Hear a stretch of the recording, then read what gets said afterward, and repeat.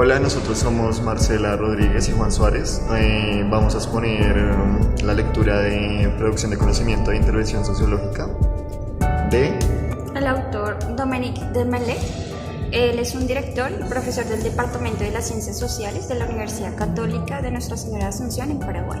También es doctor en Sociología de la Universidad de Bélgica. Es investigador asociado al Centro de Estudios Sociológicos. Es diseñador y coordinador del proyecto Fortalecimiento de la Reforma Educativa Escuela Viva que se desarrolla en Paraguay y es asesor de la Dirección General de la Educación Escolar Indígena del Ministerio de Educación y Ciencias de Paraguay. Este texto tiene como principal objetivo lo que se busca es aplicar que la investigación participativa en una perspectiva macro sociológica de gestión de políticas articule tres conceptos fundamentales, que es la metodología de investigación-acción e investigación participativa en el campo de la educación. Esta lectura lo que pretende es utilizar la metodología de investigación-acción en una gestión de políticas públicas para analizar la relación entre la investigación y gestión de una mirada reflexiva y participativa. Al mismo tiempo, otra de las pretensiones que tiene ese texto es demostrar la importancia de la producción del conocimiento colectivo para incidir sobre la gestión de las políticas educativas y a partir de ello demostrar que las reformas operan como un proceso de transformación de saberes y de conocimientos. Estas reformas educativas actúan como procesos de construcción cultural que buscan modificar las representaciones sociales. Deberían ser experiencias participativas de diálogo entre saberes.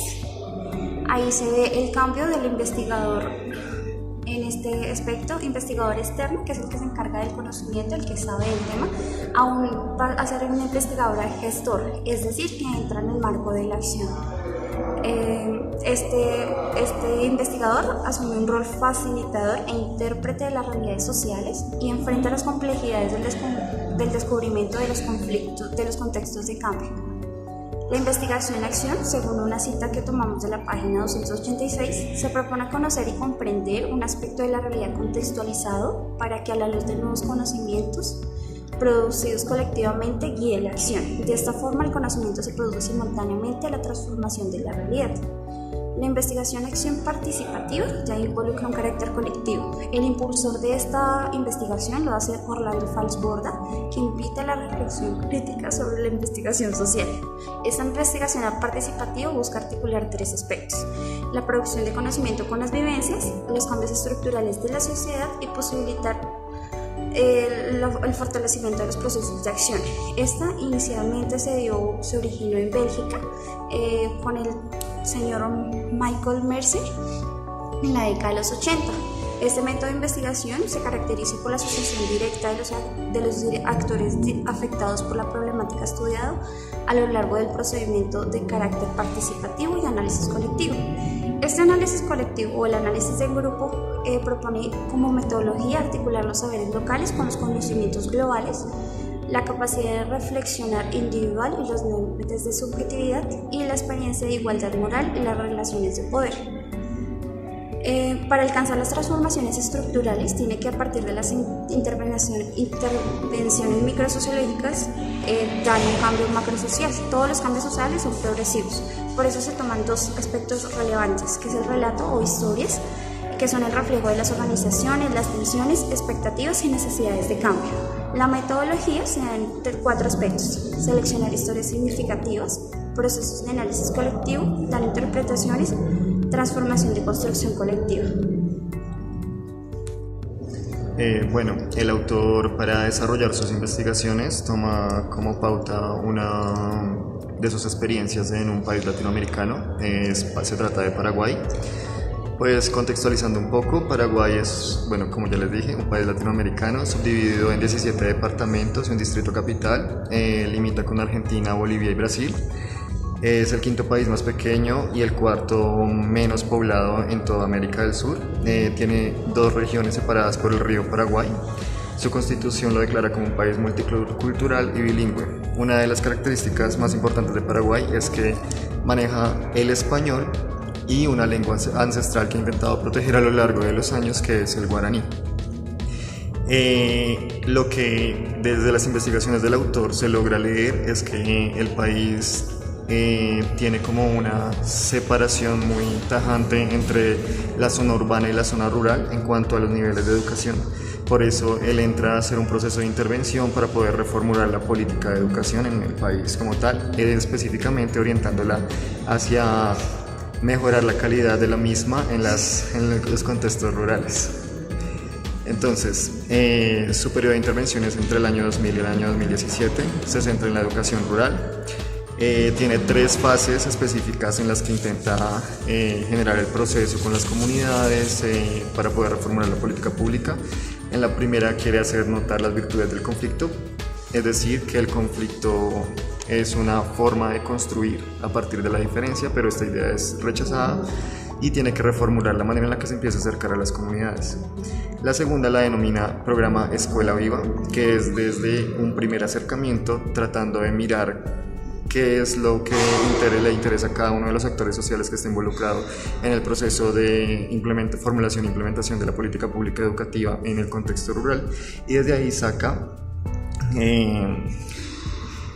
define sistemas de acción, espacios, recursos de cada actor, lógicas de intervención y procesos de participación. La tercera fase es el programa Escuela Viva, que es desde el cual va a evaluar la política para venir a explicar cómo puede reformularse a partir de la IAP y a partir de lo que ya mencionaba mi compañera acerca del análisis en grupo.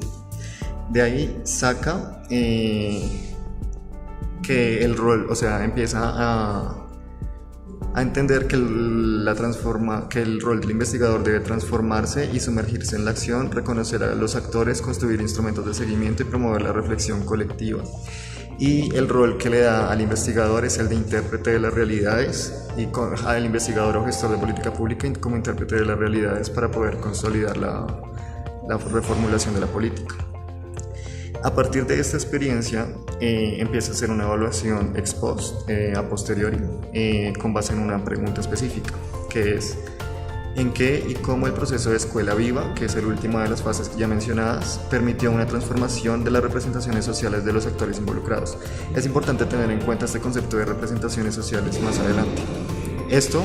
Proceso de evaluación, lo que implica es un triple proceso de reflexividad, donde primero hay una evaluación de la acción, luego una reflexión sobre los resultados de esa evaluación para poder construir elementos conceptuales, metodológicos para la gestión de la política pública, y por último el análisis de las estrategias utilizadas en el ciclo de la política, desde el diseño hasta la misma evaluación. El objetivo como tal es entender y explicar las causas y efectos de las estrategias utilizadas por los actores involucrados, a quienes se identifican como actores involucrados para el caso específico de la educación rural: padres de familia, estudiantes, docentes, directivos y pues como tal la administración pública que se encarga de desarrollar la política. En este sentido, la búsqueda específicamente está en cuestionar la visión dicotómica que separa la producción de conocimientos y la acción estatal, es decir, que la producción de conocimientos de las ciencias sociales puede involucrarse con la formulación de la política pública, que como tal se define como acción estatal, y no simplemente que la academia tiene que estar separada de la acción del Estado.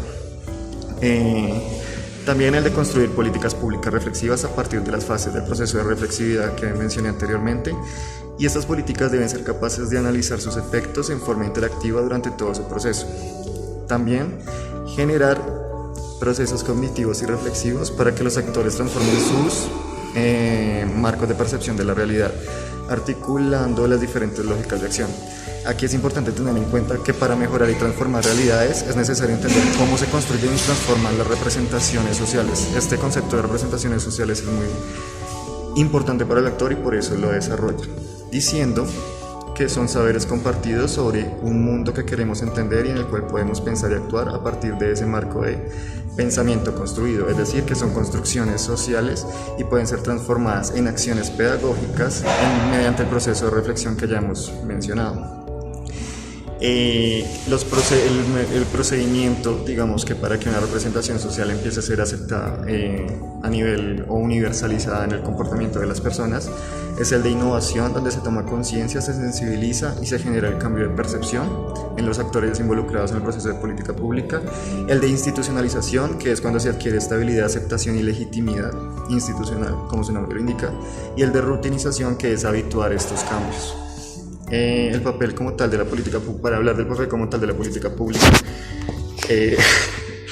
él retoma a Pierre Moulier, quien dice que la meta de las políticas no es solo la de resolver problemas, o sea, no es solo la de dar respuesta a situaciones socialmente problemáticas, sino que construir marcos de interpretación del mundo. Continuando con lo que dice mi compañero sobre el tema de construcción de interpretación del mundo, es importante identificar ciertos aspectos que van a desarrollarse en cada etapa. Es necesario conocer las estrategias, las capacidades a instalar y la otra que son los criterios e indicadores necesarios para evaluarlos. Es decir, cada etapa es el resultado de un proceso dialéctico que pone en tensión los conocimientos nuevos de la nueva propuesta con los saberes construidos a partir de las prácticas sociales de los diferentes actores. Al final es el resultado de esa tensión lo que opera la transformación de las representaciones sociales y de las prácticas educativas. Es así como este trabajo de análisis de implementación en un programa educativo, como lo ha manejado, abordado este autor en todo el texto, las reformas como un proceso de diálogo, uno que a su vez puede tener diferentes niveles de impacto sobre las representaciones sociales. Para producir un cambio significativo deben ser estrategias organizadas, intencionadas y coherentes, deben tener esos tres aspectos. Por último, mencionamos ciertas conclusiones que maneja el autor de este texto. La reflexibilidad es válida en cuanto a herramienta de transformación de las representaciones sociales. Segundo, que es importante reformar, que es dar una nueva forma a algo que funciona mal. Tercero, que los procesos de construcción colectiva juegan un papel clave en la implementación de las propuestas educativas. Cuarto, las políticas sociales reflexivas son capaces de analizarse a través de un proceso de evaluación externo y posterior a la acción, en forma interactiva a partir de la producción de conocimiento durante su gestión y sus prácticas. Quinto, el rol de sus gestores e investigadores en su actor de investigador contiene conocer, reconocer y convivir. Es por ello que se entra en el tema de la acción. Sexto, el proceso de la investigación-acción, las representaciones se van transformando a través del trabajo investigativo. No siempre va a ser lineal, sino va a ser en continua transformación.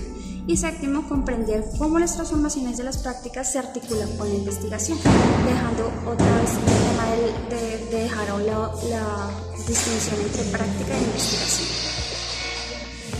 Es importante también tener en cuenta que para el caso que analizó el autor, la narrativa y la memoria histórica son muy importantes porque es la manera en la que se expresan las comunidades para poder hacer una lectura propia de su contexto.